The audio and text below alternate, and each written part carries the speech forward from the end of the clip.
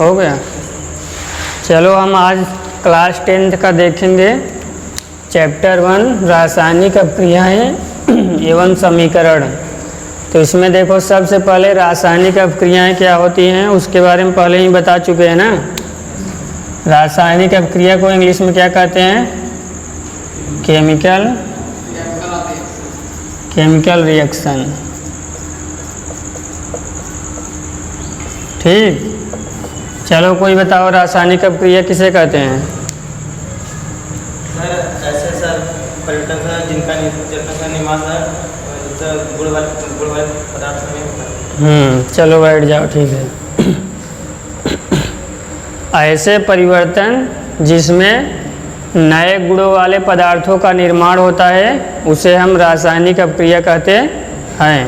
ठीक, रासायनिक अपक्रिया का मतलब होता है कोई चीज़ चेंज होता है। ऐसे परिवर्तन जिसमें नए गुणों वाले पदार्थों का निर्माण होता है उसे हम रासायनिक अपक्रिया कहते हैं। ठीक, अब देखो जैसे मान लो एग्जाम्पल है HCl प्लस NaOH। ये देखो ये एसिड है, ये बेस है। ठीक, सोडियम हाइड्रोक्साइड, ये है हाइड्रोक्लोरिक अम्ल। अब इनसे मिलकर क्या बनता है? साल्ट NaCl नमक और H2O जल। ठीक, तो देखो यहाँ पे क्या हो रहा है? रासायनिक अपक्रिया हो रहा है। हम एसिड और बेस दोनों को आपस में मिला दिए तो इसमें अपक्रिया होकर क्या बन गया? साल्ट और जल। ठीक, वाटर। तो ये एक प्रकार का रासायनिक अपक्रिया है। अब देखो रासायनिक, रुको इसको क्यों मिटा दिए, HCl प्लस NaOH। देखो इसमें हम और क्या जाने थे कि इस पार्ट को हम कहते हैं अभिकारक पदार्थ, इधर क्या कहते हैं? उत्पाद पदार्थ। कोई बताओ अभिकारक पदार्थ किसे कहते हैं? अभिकारक पदार्थ कोई बोलो जल्दी।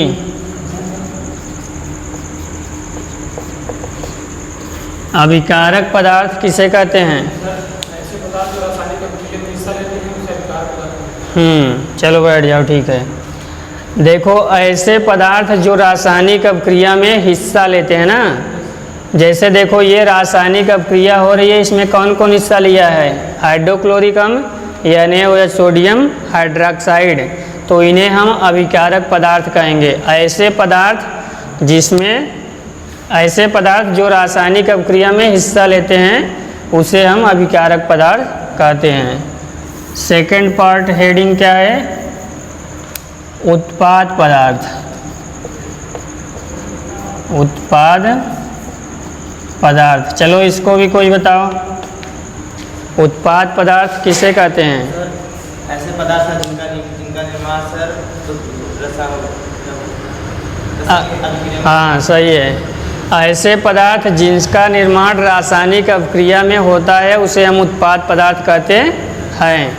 अनिकेत इधर ध्यान से देखो, नहीं पीटेंगे कब बोलोगे तो। ये रटना नहीं है साइंस ना, समझना है। समझे रहोगे तो कभी भी लिख सकते हो। ऐसे पदार्थ जिनका निर्माण रासायनिक अपक्रिया में होता है उसे हम उत्पाद पदार्थ कहते हैं।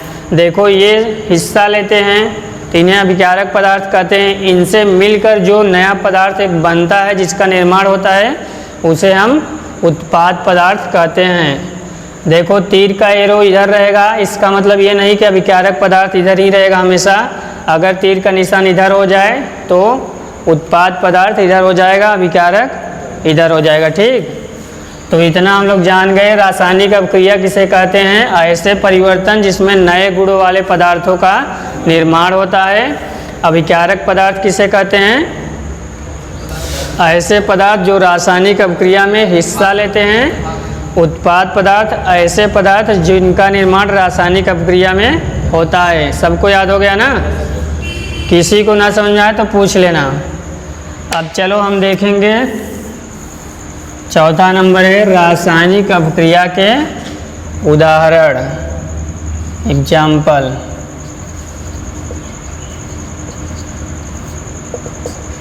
पहला क्या बताए थे? सबको याद होना चाहिए, ठीक, सब बोला करो साथ में। भोजन का पाचन। सेकंड बोलो, श्वसन। सबको याद होना चाहिए, सब साथ में बोला करो, ठीक। तीसरा है लोहे पर जंग लगना। लोहे पर, देखो इसमें दिख रहा है, चल रहा है ना कि कल की तरह बंद हो गया। लोहे पर जंग लगना। नेक्स्ट है मैग्नीशियम फीते का जलना।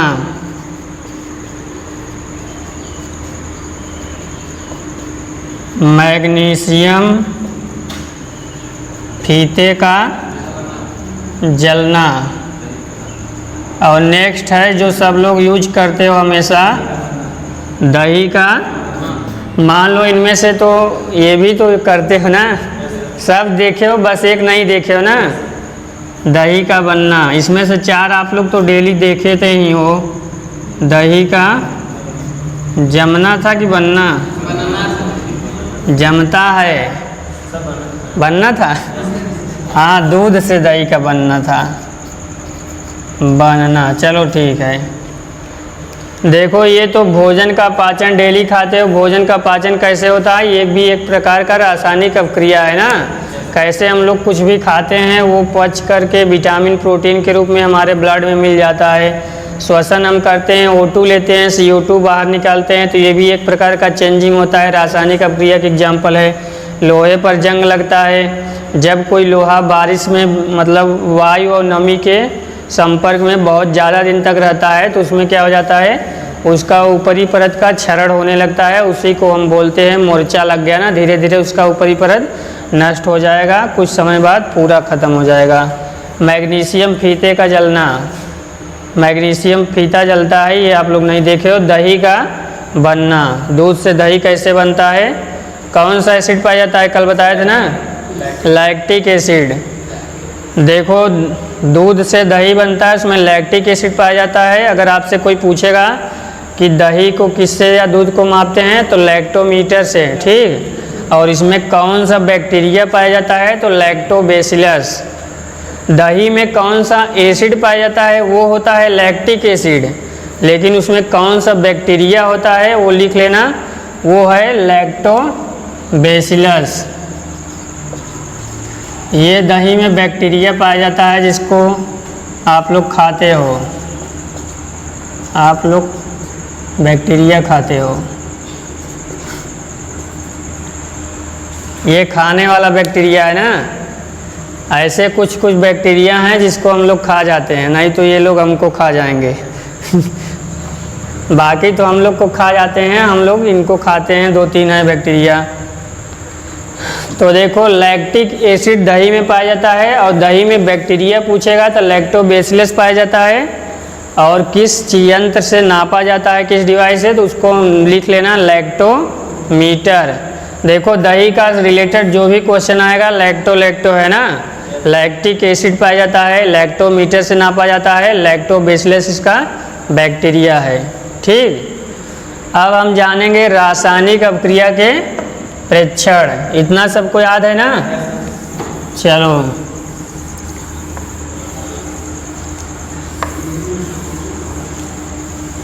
पेट का अम्ल किसे कहते हैं?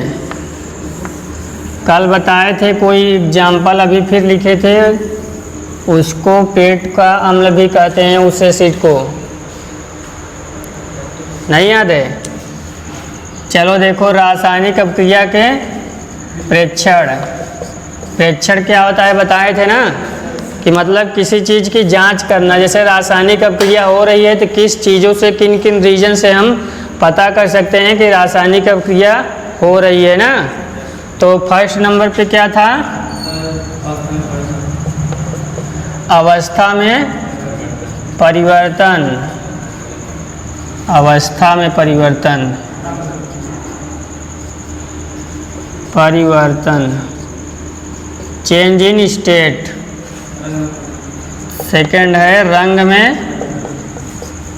में परिवर्तन, और लोग को नहीं याद है क्या? तापमान में change in colour, change in temperature, तापमान में परिवर्तन, गैस का निकलना यानी गैस का उत्सर्जन। ठीक, साइंस की भाषा में हम लोग लिखेंगे गैस का उत्सर्जन। पांचवा है अवक्षेप का बनना। अरे क्या बताएं तुम्हें, निर्माण बनना एक ही होता है ना। अवक्षेप का चलो निर्माण तुम्हारा ही लिख दे रहे हैं, हो गया। ये 5 एग्जाम्पल और 5 ये प्रेक्षण याद करना है। अवस्था में परिवर्तन, रंग में परिवर्तन, तापमान में परिवर्तन, गैस का उत्सर्जन, अवक्षेप का निर्माण। कोई भी रासायनिक अभिक्रिया होती है तो उसमें अवस्था में परिवर्तन हो जाएगा। जैसे अभी देखो दूध है, एकदम पूरा लिक्विड होता है, जब जम जाता है दही बन जाता है तो कैसा हो जाता है, थोड़ा सा उसकी अवस्था चेंज हो जाता है ना। किसी किसी चीज़ में रंग में परिवर्तन हो जाता है, पहले उसका कलर कैसा है बाद में कैसा हो जाता है। ठीक, तापमान में परिवर्तन, कुछ ना कुछ चेंजिंग आ जाता है। कोई भी टेम्परेचर उसका पहले ज़्यादा था तो कम हो जाता है, या कम था तो ज़्यादा हो जाता है। गैस का उत्सर्जन, जब भी कोई रासायनिक अभिक्रिया होती है तो उसमें गैस निकलता है ना, कल बताए थे। अवक्षेप का निर्माण। चलो इतना हो गया, स्टॉप कर दो, बंद ना करना, काटना नहीं, बस स्टॉप कर दो।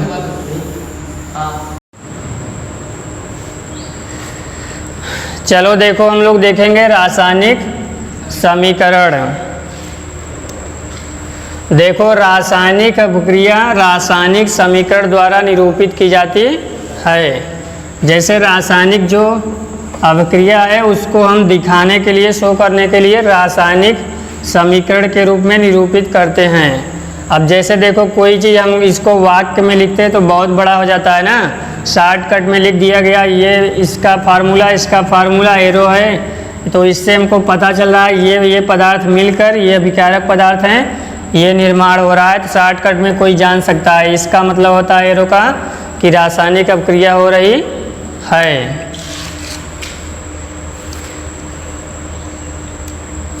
देखो रासायनिक समीकरण में जो इसके पदार्थ होते हैं, अभिक्रिया और उत्पाद पदार्थ, इनके रासायनिक सूत्र इनकी भौतिक अवस्था के साथ लिखे जाते हैं। ठीक, जैसे यहाँ पे ठोस रहेगा तो यहाँ पे लिख देगा ब्रैकेट में कि ठोस है, सॉलिड है। कोई गैस रहेगा तो लिखा रहेगा नीचे कि गैस है। ठीक, और लिक्विड रहेगा तो नीचे लिखा रहेगा लिक्विड। आप लोग के बुक में जो ऐसे दिया होता है थोड़ा थोड़ा एल सॉलिड, तो इसका मतलब समझ जाना ये ठोस है ना। जो भी रासायनिक समीकरण में सूत्र लिखे गए हैं वो उनकी अवस्था के साथ लिखा जाता है। मतलब सॉलिड है तो सॉलिड, गैस रहेगा तो गैस रहेगा, बाकी लिक्विड रहेगा तो लिक्विड। देखो एग्जाम्पल में किसी में लिखा होगा। और देखो रासायनिक अभिक्रिया में आवश्यक परिस्थितियां जैसे ताप, दाब आदि जो उत्प्रेरक होते हैं उसके तीर के ऊपर लिखे होते हैं ना, कल बताए थे ना।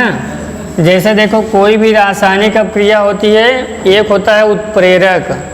उत्प्रेरक मतलब क्या करता है, जो रासायनिक अभिक्रिया को तेज या कम कर देता है। ठीक, तो इसमें जैसे मान लो कोई हम खाना ही बना रहे हैं, कल बताए थे ना। अब जैसे उसको जो मान लो खाना बन रहा है तो उसको हम जल्दी से या धीरे धीरे, बस इसी पे डिपेंड करता है टेम्परेचर पे ना। उसका टेम्परेचर बढ़ा दो जल्दी पक जाएगा, नहीं कम कर दो धीरे धीरे, तो इसी को बोलते हैं उत्प्रेरक। उत्प्रेरक में जैसे ताप, दाब बहुत सारे होते हैं, अलग अलग रासायनिक अभिक्रिया में अलग अलग उत्प्रेरक काम करते हैं। तो यहाँ पे बोल रहा है कि जो रासायनिक अभिक्रिया में उत्प्रेरक होते हैं वो तीर के निशान के ऊपर लिखे जाते हैं। जैसे मान लो यहाँ प्रकाश लिखना है, प्रकाश की उपस्थिति में कोई रासायनिक अभिक्रिया हो रहा है तो यहाँ पे प्रकाश लिखेंगे। ताप में हो रहा है तो ताप लिखेंगे, दाब हो रहा है तो दाब में। ठीक, तो ये इतना रासायनिक अभिक्रिया के बारे में है। रासायनिक अभिक्रिया रासायनिक समीकरण द्वारा निरूपित की जाती है। ठीक, और रासायनिक अभिक्रिया के उनके सूत्र उनकी भौतिक अवस्था के साथ लिखे जाते हैं और रासायनिक अभिक्रिया में आवश्यक परिस्थितियाँ जैसे ताप, दाब, तीर के निशान के ऊपर लिखे जाते हैं। ठीक, नेक्स्ट हेडिंग क्या था? रासायनिक अभिक्रिया को संतुलित करना। चलो कोई बताओ इसमें से द्रव्यमान संरक्षण का नियम क्या होता है? कल बताए थे जी, बोलो। द्रव्यमान संरक्षण का नियम ना तो निर्माण होता है ना तो विनाश। रासायनिक अभिक्रिया को संतुलित करना, हाँ, द्रव्यमान का क्या होता है? न तो निर्माण नहीं। ठीक है, बैठ जाओ, सबको याद है? चलो जी पीछे बगल बताओ, जिसके बगल वाले बताओ। कौन बोला अभी? तुम बताओ। द्रव्यमान संरक्षण का नियम क्या है?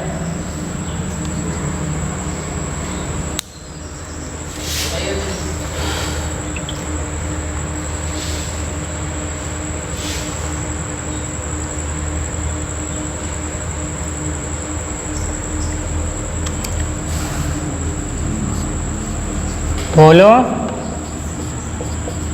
नहीं याद है?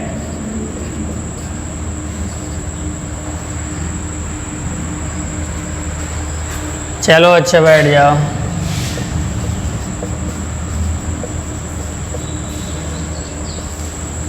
चलो देखो ध्यान से इधर, रासायनिक अभिक्रिया को संतुलित करना। देखो संतुलित करने की ज़रूरत क्यों पड़ी रासायनिक अभिक्रिया को? अब देखो जैसे रासायनिक अभिक्रिया है H2+O मिलके क्या बनता है? H2O जल। ठीक, रासायनिक अभिक्रिया को संतुलित करने की क्यों ज़रूरत पड़ी? देखो एक द्रव्यमान संरक्षण का नियम होता है कि इस नियम के अनुसार द्रव्यमान का न तो विनाश होता है और न ही निर्माण होता है। वो सिर्फ क्या होता है, एक स्टेट से दूसरे स्टेट में, यानी एक अवस्था से दूसरे अवस्था में चेंज हो जाता है ना, इसलिए कहते हैं इसका कभी विनाश नहीं होता और ना ये कभी उत्पन्न होता है। तो देखो जैसे मान लो, इसीलिए अब कोई रासायनिक अभिक्रिया हो रही है, अभिकारक पदार्थ से मिलकर उत्पाद पदार्थ बनता है। ठीक, तो जितना इधर है उतना इधर रहना चाहिए, किसके नियम के अनुसार? द्रव्यमान संरक्षण के अनुसार। अगर हमारा पदार्थ इतना था तो उसमें से नष्ट नहीं होता ना, तो उतना ही रहना चाहिए। इसलिए रासायनिक अभिक्रिया को संतुलित करने की ज़रूरत पड़ी। अगर इधर जितने उनके परमाणुओं की संख्या है उतना इधर भी होना चाहिए। इसी को हम बोलते हैं रासायनिक अभिक्रिया को संतुलन। तो इसमें देखो संतुलित देख लो है कि नहीं। देखो इसमें कितने लोग भाग लिए हैं? हाइड्रोजन और ऑक्सीजन। तो इधर गिन लो, हाइड्रोजन कितना है? 2, ऑक्सीजन कितना है? 1। इधर देख लो उत्पाद में हाइड्रोजन कितना है? 2, ऑक्सीजन कितना है? 1। अगर दोनों तरफ इनके परमाणुओं की संख्या सेम रहेगी तो इसका मतलब ये रासायनिक अभिक्रिया संतुलित है। जो रासायनिक अभिक्रिया संतुलित नहीं रहेगी उसे हम क्या करेंगे? संतुलित करेंगे। ठीक, ये मतलब होता है रासायनिक अभिक्रिया को संतुलित करना।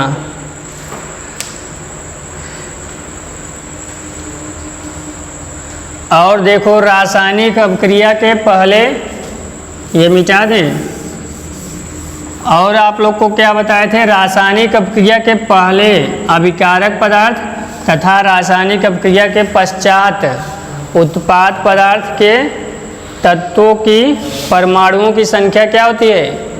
बराबर होनी चाहिए ना। इसी को हम कहते हैं रासायनिक अभिक्रिया को संतुलित करना। अगर बराबर रहेगा तो संतुलित है, नहीं बराबर है तो नहीं संतुलित है। ठीक, चलो देखो ये रासायनिक अभिक्रिया का सबसे अच्छा एग्जाम्पल है। ठीक, देखो भौरे के काटने पे क्या लगाते हैं? चूना लगाते हैं ना। वो चूना लगाना नहीं, किसी को चूना लगा देते हैं। तो भौरे के काटने पे चूना लगाते हैं। तो हम लोग देखो इसको देखेंगे साइंटिफिक रीजन से क्यों चूना लगाते हैं। देखो भौरा जो होता है उसमें क्या पाया जाता है? फार्मिक एसिड का फार्मूला होता है HCOOH। और जो चूना हम लोग लगाते हैं तो उसका फार्मूला क्या होता है CaO, कैल्शियम ऑक्साइड। तो देखो जो मान लो जैसे किसी को भौरा यहाँ पे काट लिया तो यहाँ पे फार्मिक एसिड है और कैल्शियम ऑक्साइड यानी चूना यहाँ पे लगा देते हो, तो दोनों मिल के जब रिएक्शन करता है तो क्या बनता है, कैल्शियम कार्बोनेट जो गैस बन के उड़ जाता है, बाकी जो बचता है जहर या विष वो पानी बन जाता है ना। इसलिए भौरे के काटने पे चूना लगाते हैं, सही हो जाता है। ठीक। और देखो फार्मिक एसिड किस में पाया जाता है, सांप में, बिच्छू में, चींटी में, नेटल का पौधा, इसमें ये भी लिख देना भौरा। ठीक, समझ आया ना कि भौरे के काटने पे हम लोग चूना क्यों लगाते हैं, इसी से सही हो जाता है। ये HCOOH फार्मिक एसिड का फार्मूला है, ये CaO कैल्शियम ऑक्साइड चूना का सूत्र है, ये कैल्शियम कार्बोनेट H2O बन जाता है। और फार्मिक एसिड देखो किस में, जैसे जिस चीज़ में ज़्यादा पाया जाएगा फार्मिक एसिड उसमें उतना ज़्यादा विष होता है। जैसे देखो सांप काटता है तो ज़्यादा असर करता है, बिच्छू में भी करता है। अब चींटी तो बहुत छोटी सी है ना, किसी को काटेगी तो बहुत कम दर्द होता है, तो उसमें कितना जहर रहेगा, लेकिन सब में यही पाया जाता है फार्मिक एसिड। और फार्मिक एसिड का रिएक्शन होता है चूने के साथ तो ये बनता है कैल्शियम कार्बोनेट जल। ये भी संतुलित नहीं है, संतुलित कर लोगे तो इक्वल हो जाएगा। ठीक, चलो बस करो।